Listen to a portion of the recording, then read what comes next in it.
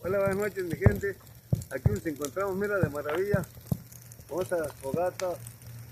Una fogata que hicimos ahora en la región del sur. Por cierto, la terminamos ayer, esta película. Y pues estamos contentos que gracias a Dios se terminó y gracias a la gente que participó, los que me ayudaron y los que no me ayudaron también.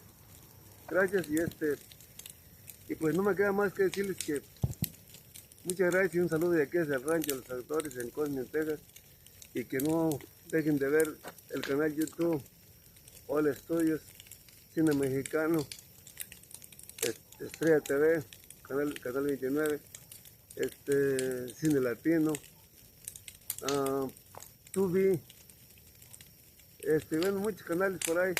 Aparte en México, me siento contento que ahora me habló un chavo de Michoacán que estaba viendo Hombres de Ley, que fue firmada en Tiquichón, Michoacán, con Mario Almada.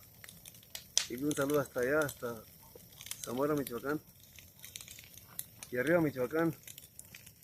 Saludos.